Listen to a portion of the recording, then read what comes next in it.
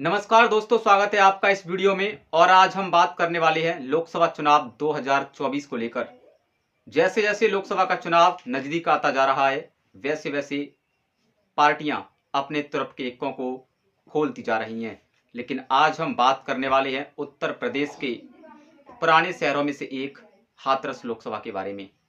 हाथरस लोकसभा राजनीतिक दृष्टिकोण से महत्वपूर्ण है, क्योंकि 1991 से इस सीट पर भाजपा का दबदबा रहा है।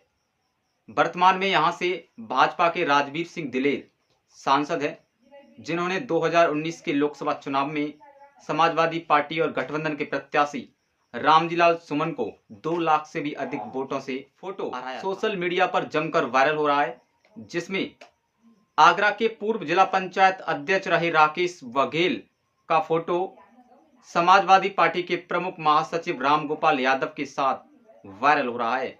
आपको बता दें कि राकेश बघेल कौन है। राकेश बघेल आगरा से पूर्व जिला पंचायत अध्यक्ष भाजपा रह चुके हैं।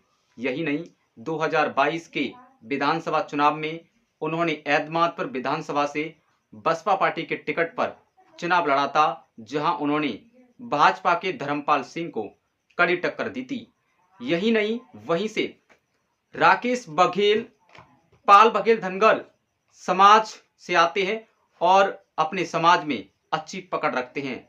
यही वजह है कि राकेश बघेल का फोटो अब रामगोपाल यादव के साथ वायरल हो रहा है। तो लोग कयास लगा रहे हैं कि हाथरस सुरक्षित लोकसभा से समाजवादी पार्टी गठबंधन प्रत्याशी राकेश बघेल को बना सकती है। लेकिन चुनाव है, चुनाव में क्या होता है, चुनाव में संभावना होती हैं और संभावनाएं कब समीकरण के हिसाब से बदल जाएं, कुछ कह नहीं सकते। ये तो समाजवादी पार्टी के राष्ट्रीय अध्यक्ष अखिलेश यादव तय करेंगे कि हाथरस लोकसभा से कौन लड़ेगा। लेकिन हम आपको हाथरस लोकसभा का कुछ इतिहास बताने जा रहे हैं कि इस सीट पर किन किन पार्टियों का दबदबा रहा है। अगर हम दोस्तों हाथरस लोकसभा सीट की बात करें तो यहाँ पर दलित मतदाता अधिक हैं, इसलिए हाथरस लोकसभा सीट सुरक्षित सीट मानी जाती है। यहाँ पर जाट, मुस्लिम और बघेल निर्णायक वोट होते हैं। यहाँ पर कहीं ना कहीं जो प्रत्याशी को जिताने का श्रेय जाता है वो जाट, बघेल और मुस्लिम वोटरों को जाता है। और यहाँ पर इसलिए भाजपा और आरएलडी के प्रत्याशी आसानी से यहाँ पर जीत दर्ज कर लेते हैं। यही वजह है कि इस सीट पर भाजपा और आरएलडी का कब्जा रहा है।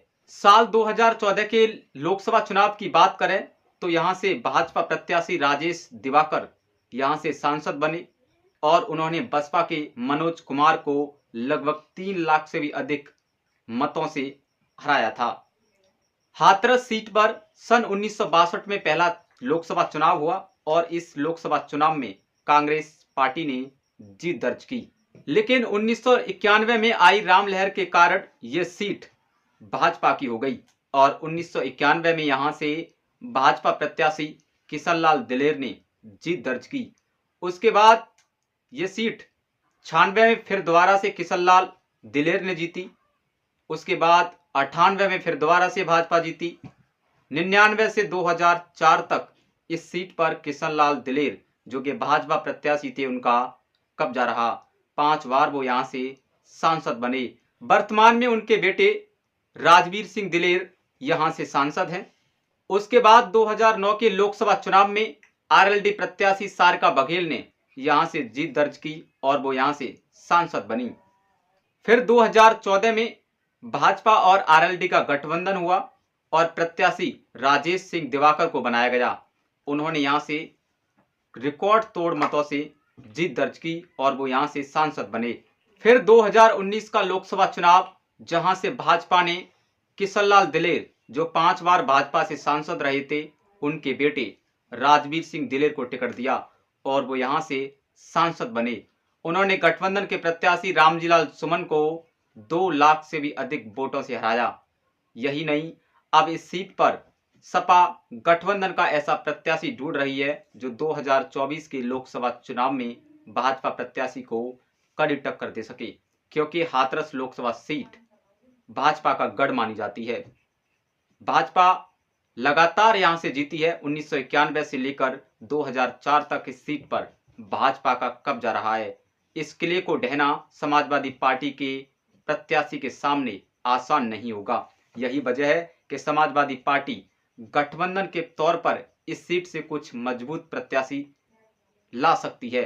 कयास लगाए जा रहे हैं कि यहां से राकेश बघेल को समाजवादी पार्टी अपना प्रत्याशी बना सकती है। तो वहीं कुछ दिन पहले आरएलडी में शामिल हुई सारिका बघेल, जो कि 2009 में लोकसभा से सांसद बनी थी, इसी हाथरस लोकसभा से सांसद रह चुकी हैं, वो भी आरएलडी में पहुंच चुकी हैं। उन्होंने आरएलडी का दामन थाम लिया है।